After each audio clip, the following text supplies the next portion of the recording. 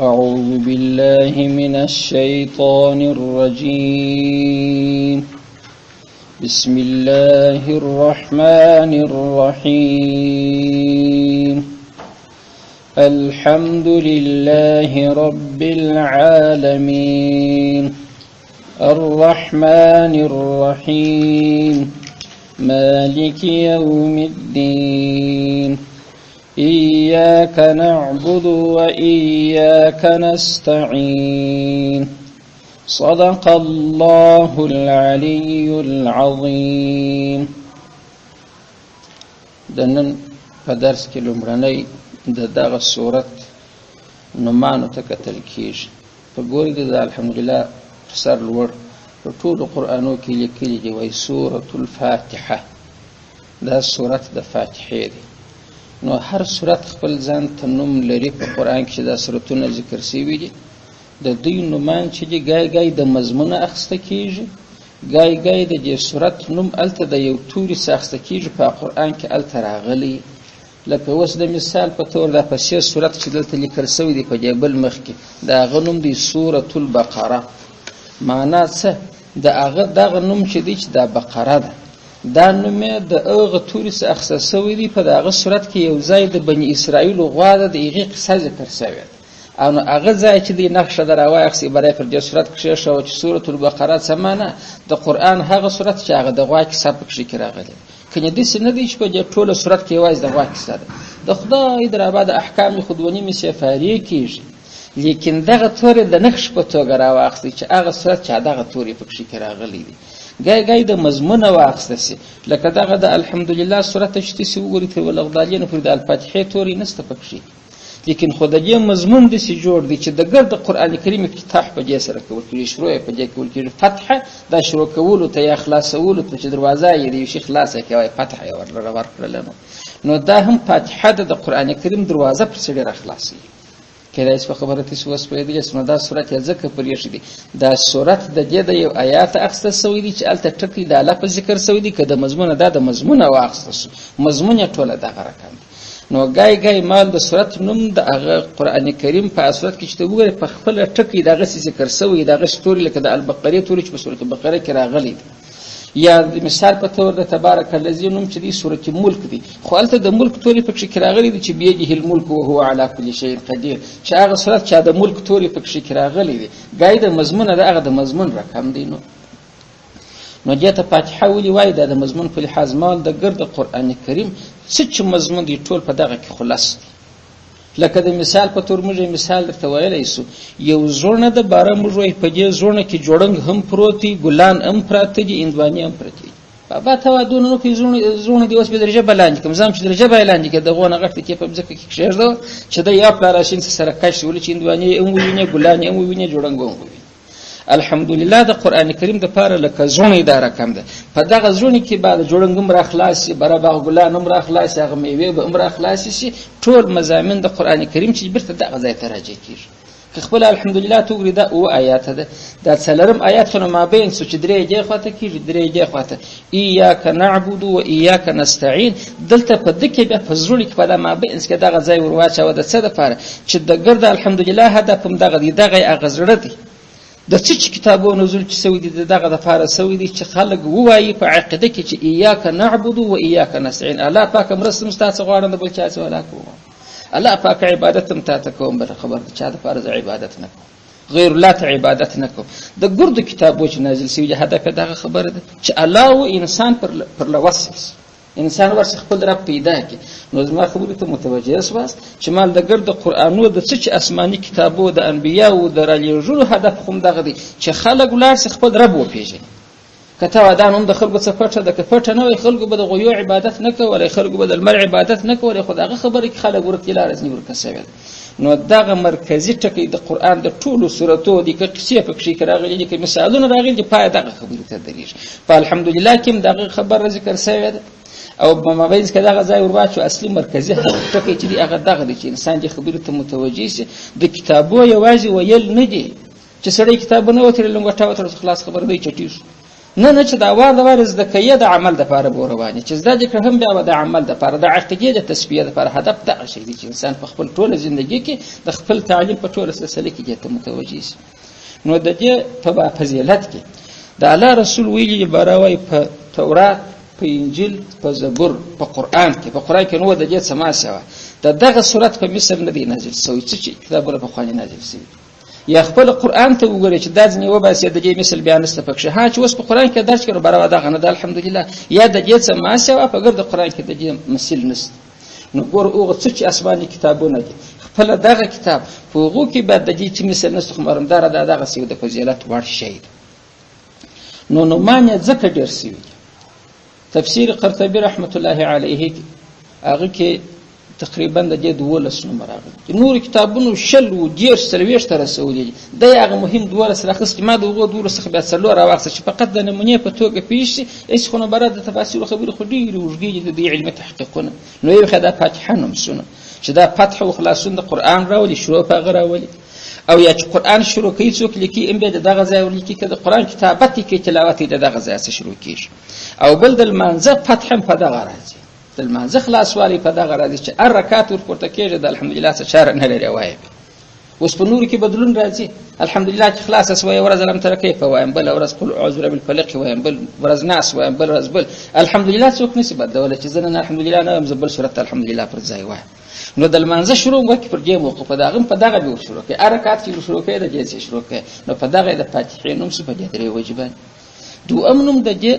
الشفاء سورت د نبی علیه الصلاة والسلام څخه په یو حدیث کې راځي چې نبی علیه الصلاة والسلام ویل چې دغه فاتحة الکتاب ده شفا ده د هر مرض دپاره. یو د مرګ علاج نه پکول کېږي، د هر مرض دپاره. هر مرض څه معنی؟ قلبي مرض یا دی چې په زړه کې مرض د چا موجودي، د اسلام په باره کې سوالونه ورته متوجه کېږي، شکوک و شبهات ورته پیښیږي، یقین یې برابر نه. پیغمبر علیه السلام دی الحمدلله سمه زده کړي دی په والا چې هغه شکوک د زړه څه ګرده اوسي پر دې یقین سي چې د الله عز وجل څه ما سوا بل څوک د عبادت وړ نه دی او د جهان تربیه د بل چا په لاس کې ده نه ده. دغه شکوک شبهات چې دا معنوي مرضونه دي دغه په ایسته کېږي. د ظاهري مرضو دپاره چې دي هم دا دفاع کوي، دا علاج کوي، مګر و هغه خارق العاده دي. خارق العاده کار و هغه چاته ویل کېږي چې ګای کېږي ګای نه کېږي. اوس ډوډۍ ده دا خارق العاده نه ده، دا الله د دغه دپاره جوړه کړې ده چې سړی وخوري په مړېږي. مګر خارق العاده کار به ګای ګای داسې وسي سړی به بسته سرخانونه سپېره کې نه به په مړېږي. ګوره په هغه اسبابو کې چې عادتا د یو شي دپاره جوړ سوي په هغو کې ګای ګای خارق العاده عادت خارق العاده خارق معنا څرونکی د عادت پر خلاف باندې یو کار وسي. اور سوځونکی دي هر څوک سوځي، مګر الله یو وخت دغه اور چې سوځل جنت ور ابراهیم علیه السلام ور واچوه نه سوځي. دا خارق العاده کار دی. یا ځینې اولیاء دي ذاکرین دي دغه رقم دي اور ورته ونیسه نه اخلي ګرځي نه ولشته سوځي کالي نه سوځي چې خلک وایي جادو دي، جادو نه دی. دا خارق العاده ده په یو انسان کې د یو کمال ځان ته حاصل کړی دی، هغه دا کرامت ښکاره کوي. نو خارق العاده کارونه دغسې چې اسباب ګای ګای معتل سي کار نه کوي. په دا قرآن کې چې بیا دی د نزول د دې دپاره نه دی سوی چې خامخا به تعویض خلک ځینې لیکي دم به پکړي، خو که چا په وکړي علاج پر بنا کېږي دا خارق العاده کار. نو خود به ګای ګای دم سړی پر یو چا وکړي هغه به نه سي جوړ، بله ورځ پر وکړي په هغه ګړي جوړ شي. ولې خو دا خارق العاده دی، عادتا د دغه دپاره نه دی. الله په دغه دا نه پکې چې ګرد عمر علاجونه پکېږي چې برای خلک د قرآن غرض غلطي، د قرآن کریم هدف غلطي، برای زما څه عمل نه غواړي بس دغه تعویضونه لیکل راڅه غواړي. یا دا ګای ګای کېږي چې علاج پکېږي، حتمي نه دی چې خامخا به پکېږي. خو د کوم مرض علاج پکېږي؟ پیغمبر د هر مرض علاج پکېږي او د مرګ علاج نه پکول کېږي. کېدای شي په دې خبره هم تاسې پوهېدلي یاست. نو په دغه دې ته سورة الشفا وایي چې د هر مرض که معنوي مرضونه دي د هغه خو ګارنټي ده چې شفا ده، چې څوک سر په خلاص کړي. هغه چې مال شکوک و شبهات د ایمان په مسله کې دا ظاهري مرضونه چې ته به د سر درد دي، سرطان دي، فلان و فلان دي، د دې دپاره هم د هر مرض شفا پکېږي، خو عادتي نه ده چې هر وخت به پکېږي. یو وخت پکېږي دا کار ځینې اخیسته کېږي. نو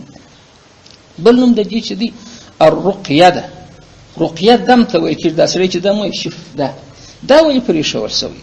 دا بیا د دې دپاره پرېښول سوی دی چې د رسول علیه الصلاة والسلام صحابه کرام په یو سفر تللي.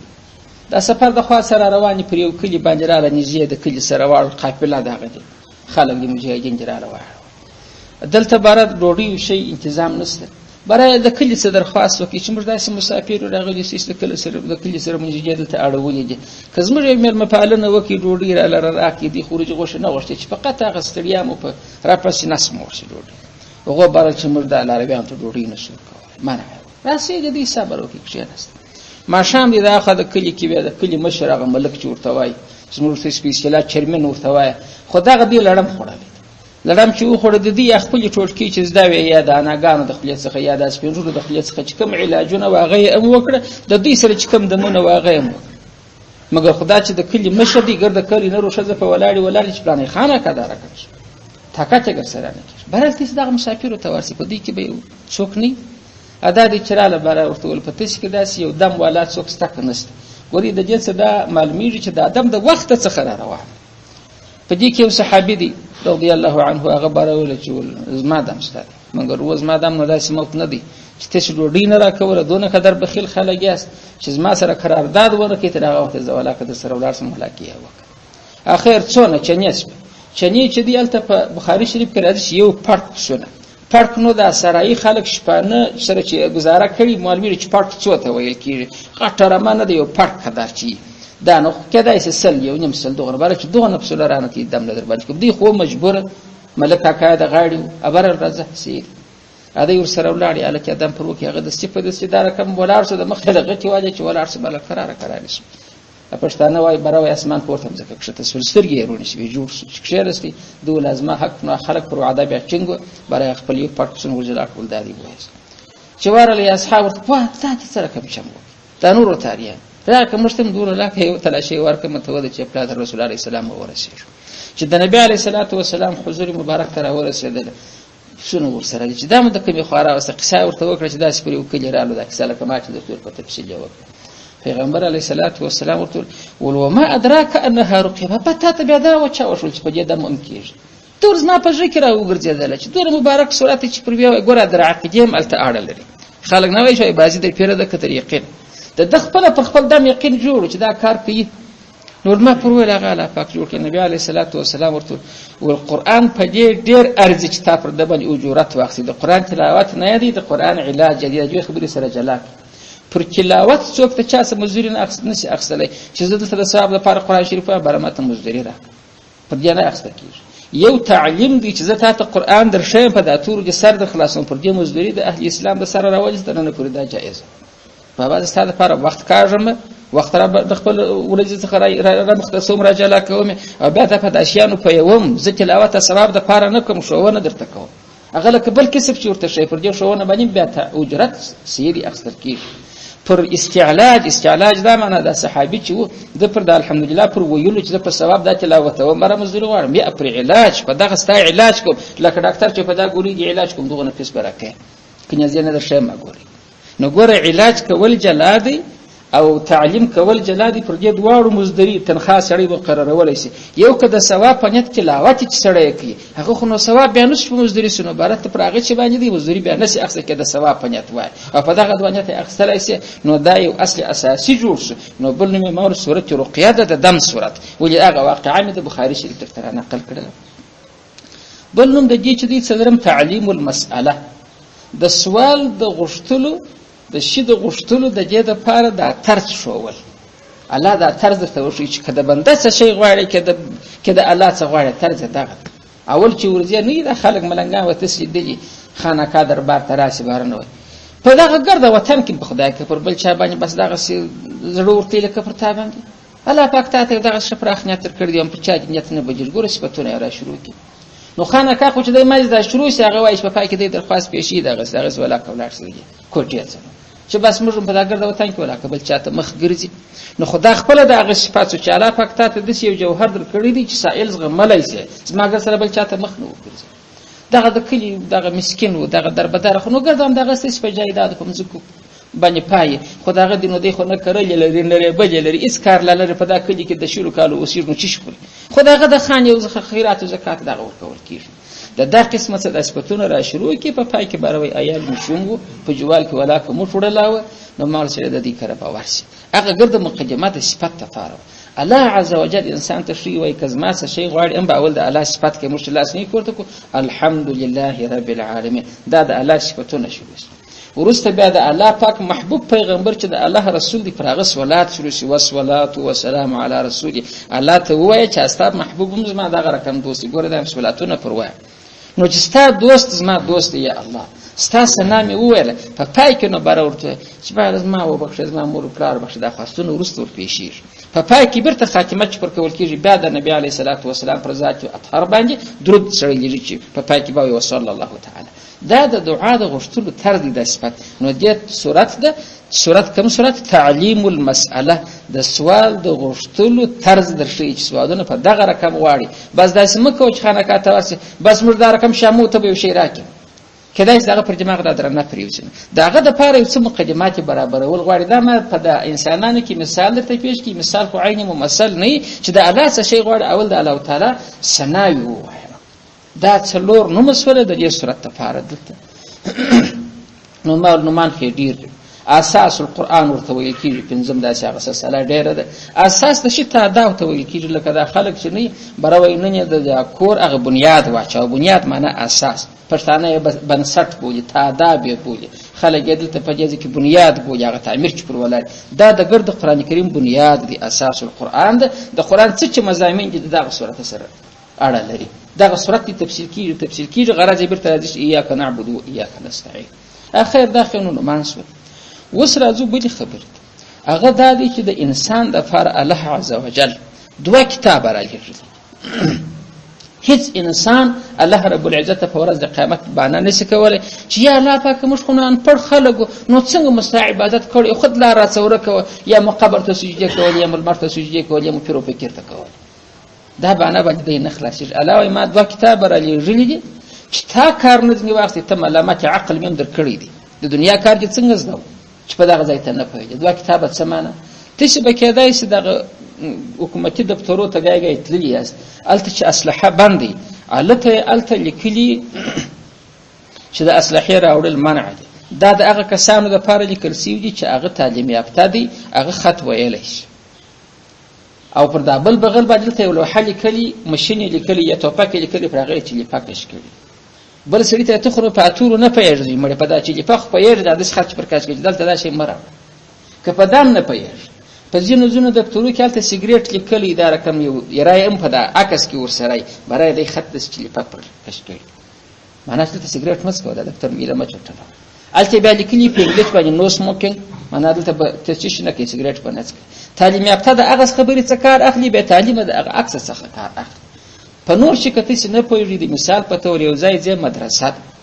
مدرسه د سکول دی اسپتال دی نو هلته یې لیکلي چې دلته رنګ بجانه منع ده دا بل دپاره داسې بغیره کم شی لیکلي چې لیپای پر کش کړي چې دا رنګونه بیا مه وه مریضان په عذابوه مه طالبان په عذابوه ګوره د هر چا مراعات شوی دی رب العزت هم دغه رقم دی یو دغه جهان دی دا جهان یو کتاب دی دا د شپنیانو دپاره د مزدورانو دپاره د دغسې خلکو دپاره دی چې الله وایي کار ځینې واخله ما وپېژنه دغه غر خپله نه دی جوړ سوی دا یو جوړونکی لري که دا ګرد غر خپله جوړېږي زما دپاره د یو کوچنۍ خونه و اتاق خپله جوړ شي نه جوړېږي هېڅ شی خپله نه جوړېږي نو دا څنګه خپله جوړ سوی د دې څه یو بزګر هم کار اخیستلی شي یو شپانه هم کار اخیستلی شي دې ته کتاب مشاهد وایي په سترګو معلومېږي هر سړی که تعلیم والا دی که بیا تعلیم دی الله پرې پېژندلی شي یو کتاب مطلوع دی مطلوع چې تلاوت یې کېږي هغه دغه قرآن دی په هر عصر کې الله مطلوع کتاب را لېږلی دی لکه تورات انجیل زبور دا کتابونه بیا د هغه کسانو دپاره چې ځان ته یو څه وایي چې بس ما خو نو شکر سترګې روڼ دي هر څه ویلی سم الله ویلو چې هر څه ویلی ته به دا در واخله ستا دپاره دونه سهولت دی ستا تعلیم دا ګټه وکړه چې د الله د معرفت طریقه ته اوس په جیب کې ګرځولی شي دونه نو کې کوچني قرآنونه مصطفی جیب کې ګرځي تعویض ځینې جوړولی شي چې په غاړه کې د سړی هر ځای سره نه درڅه ورکېږي نو ته باید دغه څه ګړۍ په ګړۍ کار واخلي ولې خو د دې تلاوت کېږي هر ځای در سره ګرځولی شي ته باید در هغه سړي خدای پاک ښه وپېژني ولې ستا دپاره یې مطلوع کتاب را لېږلی دی قرآن کریم په یو آیات کریمه کې فرمایي په سورت فصلت کې در 50 آیات دی داسې الله فرمایي سنریهم آیاتنا فی الآفاق وفي انفسهم الله وایي ژر دی چې موږ به ور ووینو دې خلکو ته زموږ خپل دلایل د قدرت آیات جمع د آیاتنا دلایل د خپل قدرت او د معرفت فی الآفاق آفاق دغه اسمان مځکه غر دریاب وچه په دغه افاقو کې به دته زه خپل د قدرت دلایل ور وښیم. وفي انفسهم ته بل ځای ولې زه خپل ځان ته متوجه سه سترګې دې څنګه کار کوي، زړه دې څنګه کار کوي، دماغ څنګه کار کوي، دا لاس ته وګوره دا ګوت دا ګرده ستا په اراده کې خو دلته متوجه سه خپل را پیدا کولی چې دا څه رقم جوړ دی. دا خپل ځان ته چې متوجه سه نو الله وایي افاق که سترګې دی متوجه کړي. وفي انفسهم که سر په پټو کې در سره نه باسي ځان ته متوجه سه. الله وایي آیات سته، آیات معنا دلایل کېدای شي تاسې متوجه یاست. د آیات اطلاق په افاقو کې وکړي. موږ خو آیات دغه بلې په قرآن کې لیکل شوي، خو دا هم آیات دي. الله هغه د افاقو هغې ته هم آیات وایي، غر دونه غټ آیات یې لیکلی دی، اسمان دی غټ آیات دی، لمر دی غټ آیات دی، مګر و دا ویل کېږي د آیاتونه دا لیدل کېږي ده. نو ګوره د سترګو دپاره یې جلا آیاتونه رالیږلي دي، دا جهان دی، او ستا د دماغ او د ژبې دپاره دغه آیاتونه دي. نو الله وایي موږ به ژر ده چې ور ووینو ور ښکاره به کړو خپل آیات په افاقو کې او په انفسو کې د دوی د څه دپاره حتی یتبین لهم انه الحق، تر دې دپاره چې بالکل ښکاره و واضح سي دې ته کومه خبره چې دغه قرآن حق دی، د الله د طرفه څخه دی، د الله وجود حق دی، د الله وحدانیت حق دی. اولم یکفي بربک انه علی کل شیء شهید، آیا کفایت بسوالی نه کېږي د الله په خاطر باندې، د الله په باره کې پر دې خبره چې پر عرش شهید دی. الله وایي خو نور کوي، خو فقط دغه خبره بس چې زه پر دې شاهدي وکړم چې دا رسول حق دی، دا کتاب حق دی. آیا دا بس نه ده ستا لپاره؟ که هغه بس نه ده خو دغه آیاتو ته وګوره، پر دې به هم دا خبره زده کړې. نو د دې آیات د تلاوت څخه زما اصلي هدف چې شو، هدف مې دغه و چې آیاتونه کتابونه دوه قسمه دي، یو مشاهد کتاب دی او یو مطلوع کتاب دی. که د کوچنیانو سر نه په خلاصېږي، د مثال په طور دوکانو ته به ګای ګای ورځي کپړه رانیسي یا تخته رانیسي، دی تا ته په خلم بیان کوي برای دغه قسمونه در څخه دي. ګای ګای غلط تا کتابچه راواخته چې د ویشتې کتابچه راخلي، هغه نو د نمونې پر جمع کوي فکران درته اړي دغه دی سترګې درته ښکاره کوي. وایي زما په بیان کې زه مړی نه پوهېږم چې دونه قسمونه لري، دا عکسونه دي. دلته هم الله عز وجل په بیان کې نه پوهېږي، د ناستې وخت نه لري، خو دغه جهان ته وګوره دا دواړه آیات کې چې دا خبره تاسې زده کړه. نو اوس دا خبره پسې زده کړئ چې د هغه آیات پیدا کوونکی څوک دی، د خارجي چې په سترګو معلومېږي د دې د الله دی، د قرآن را نازلوونکی څوک دی، د الله دی. د دغو دواړو هغه مصنف چې موږ ورته وایي په خپله ژبه د دې دا یو دی. نو دغه دوه آیاته ټکر په ژوند نه سره کوي، دا ټکرګر سره نشي کولی چې باره ساینسدانانو دا نظر ورکړی دی نو دا د قرآن کریم سره څنګه لګوي ټکریر. ولا ساینسدان غلط دی چې نظر یې ورکړی دی، دی حقیقي په جهان کې یو کشف وکړي شرط د قرآن سره ټکر ونه کړي. که ټکر وکړي دا خو دا معنی چې د یو مصنف کتابونه چې دلته یو رقم وایي دلته بل رقم وي، رقم نشته پکښې. کېدای شي په خبره تاسې متوجه یاست. د دې دپاره زه یو نمونه تاسې ته وایم، هغه دا ده چې اوس دغه د قرآن کریم دغه د الحمدلله چې ستا مخ ته پرته ده، د دې دا توري چې را حسابې تر ولغدالې نه پورې چې راسي، هغه توري چې تلفظ پکې دا نه معنی چې خامخا چې نوشته دي، دغه را حساب که دا 114 توري دي. د ګرد جهان عناصر چې جهان ځینې جوړ دي، ساینسدانانو تر 114 بالا انکشاف نشي ورکولی. نور څه شیان جوړ دي د دې د ترکیب څخه جوړ دي. زموږ زړه فلسفه خو وایي چې عناصر څلور دي، اوبه د خاوره د اور دی هوا، یا بیا چې ساینس طریقې وکړه هغه اوبه په خپل ځان کې بسیط نه دي، دا په خپل ځان کې مرکب دي، هغه په خپل ځان کې بیا ترکیب شوی دي، اور په خپل ځان کې مرکب دی پلانې. نو دوی چې دا شیان بسایط ته خلاص کړي دي 114 عناصر دي د ګرد جهان چې ځینې جوړ دي.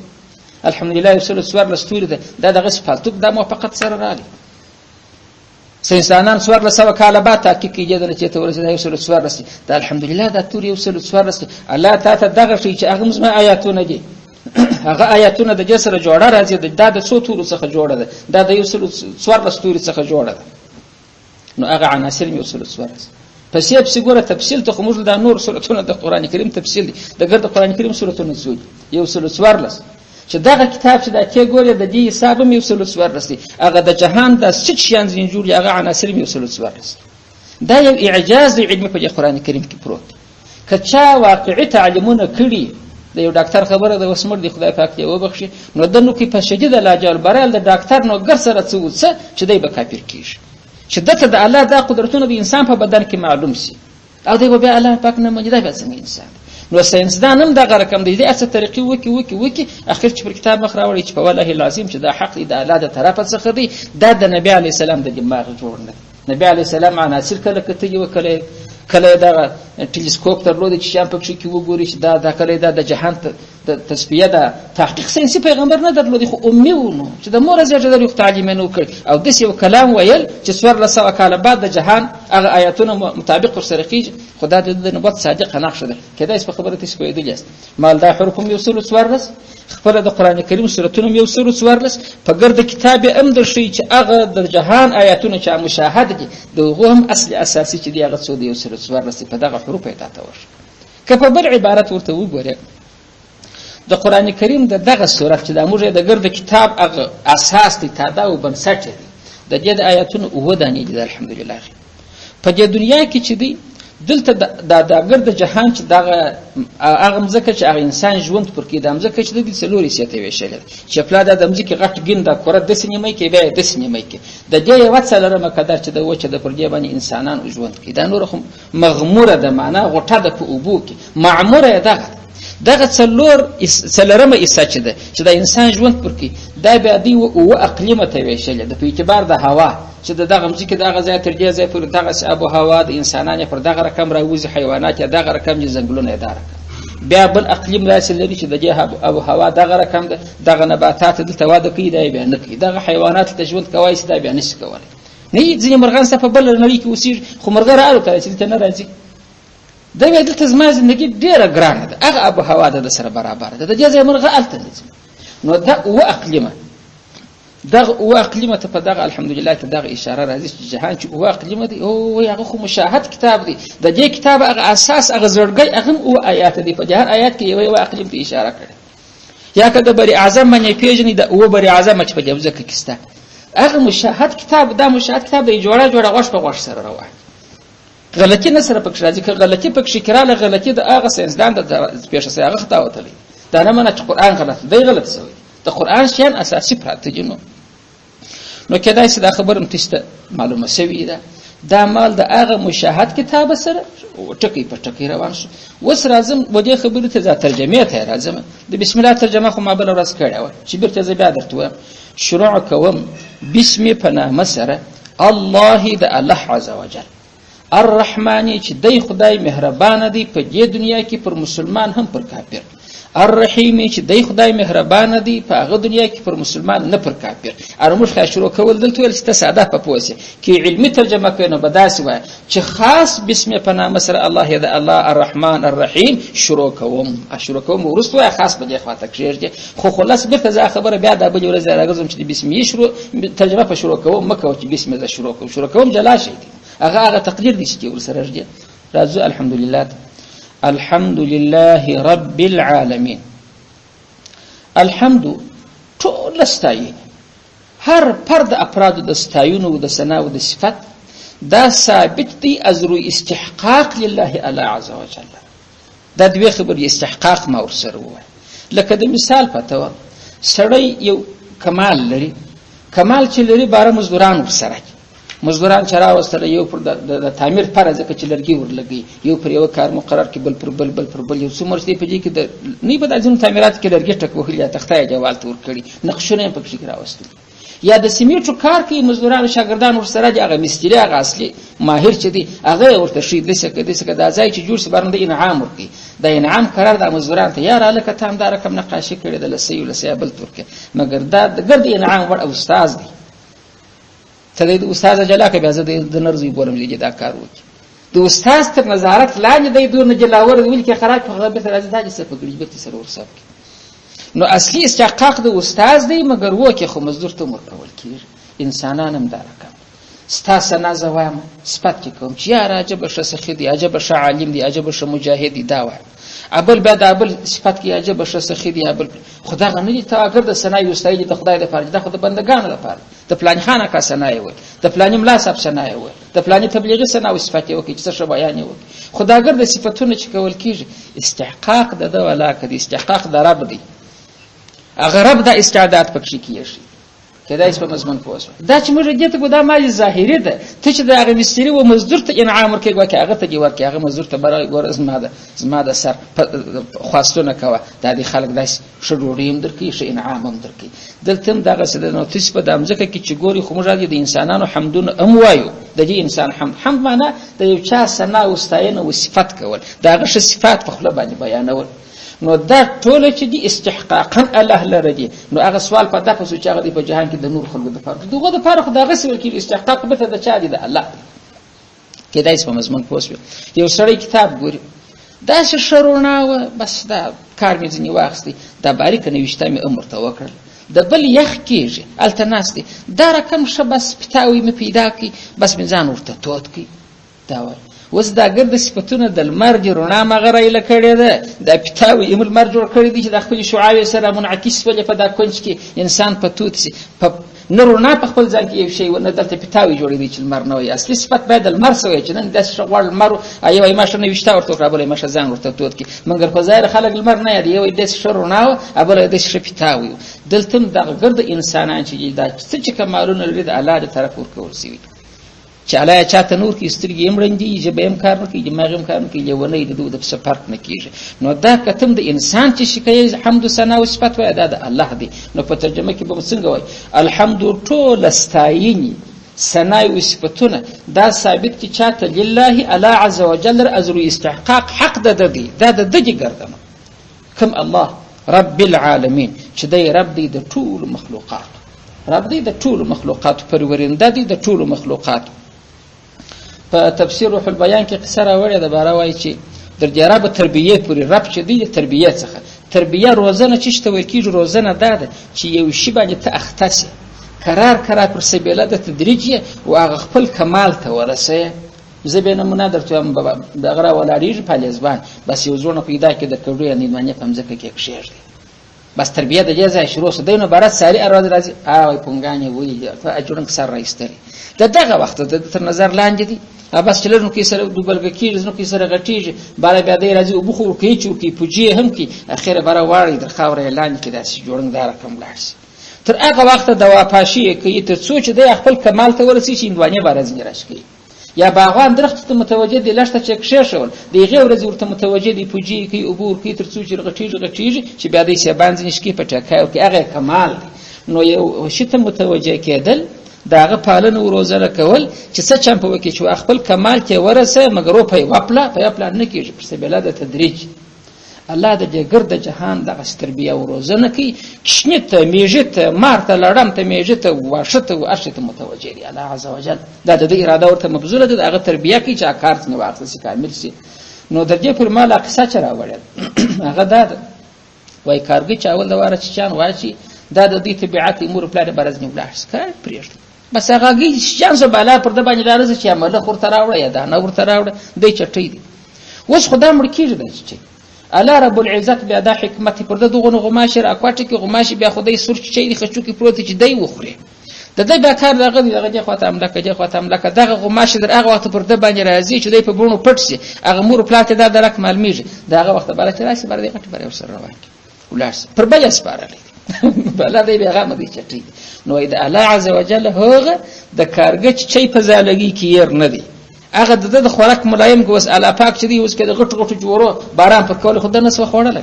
نو غماشه د الله په مخلوق کې د شی د چاغه ورته مستخر گشته برازیه د څه به استفاده کوي نو غماشه خو دغه نه تر روانه ده الته د ابل په ذکر راچولې چې دغه دی ور دی هغه ملي پر کې خوري خپل ځان ته چلی نو الله تربیه دغه رقم کې د اغه غړي چې څه ونس راسي خپل په کور کې ورته وګورو کښنه چې د مور په نس چې کوم وخت د ژوندون راځي کېږي چې د اوس به نو مور د زیږی پیدا کیږي وخت لا چې ډک ولاړ ذخیره نیول شوی یڅ کې پر مرزینه تاوالې دا څه پجې شزه وسول یا پجې غوا باندې دا څه وسول خو الته الله یو مخلوق پټ چې زموږ د سترګو نه اندي هغه روان دي د روزي تنظیم مختلف ورته سوي دي چې ما زراس چلیم زادي د خپل کې تور اچي چې ما زمور داس کې دی پویږي الله پاک پترته دا وشو وجه نو الله تربیه د عالمینو کوي برته د الحمدو ترجمه ته راځم چې حمدونه معنا ګوره دا استغراق هغه چې ار پر د افراد د حمد یا الحمد جنس حمد چې دی دا اوغه جنسي الف لام دی هغه ته اشاره ده دا ټول ثابت استحقاقا چالر دی لله الله در الله کوم پیژندل چې الله لپاره دا علم دی شخص دی نوم دی نو ولې ګرځي د دې څه پیښه دا دلیل دی رب العالمین خو دا ګرځي عالمین رب دی دینو په دې کوم ته شکل لري چې تاسو یو څوک ولا ډوډۍ در کې زړه د کې خدای سره برات احسان تجربه کې منی چې نو دا خو دې احسان دی چې ما سره کوي امداد را سره کوي کې څوک احسان فراموش نو خبره خلک دانه مکارامه بول نو الله چې د کوچنیوالي د سړي تربیه کوي د وجود جل الله درکړی دی بیا دې پسې غټوي نو د هغه احسان که څوک دغه کوي یې شکرانه ادا کوي حمدانه ادا کوي نو هغه خو سل په سلو کې نه مکار عمل. په ترمذي شریف کې حدیث دی من لم یشکر الناس لم یشکر الله، چې څوک د انسان شکر نشي ادا کولی د الله غي بخي ولا ادا کوي. ولې د انسان احسان پر تا لږ دی نو چې د جل شکر نشي ادا کولی د الله د احسان او شکر ادا کولی شي بخي نشي ادا کولی. نو خلاص خبره دغه آیات وس موږ وایي ترجمه موزه سول ټول ستاینه الله لره دی. ولی الله لره دی ګرځي د استحقاق د لاري وم دغه دلیل دی خو رب العالمین خو پالون کې د ګرد عالمینو دینو نو دغه صفات سره نه کوي بالکل باید وکړو. صدق الله العلی العظیم.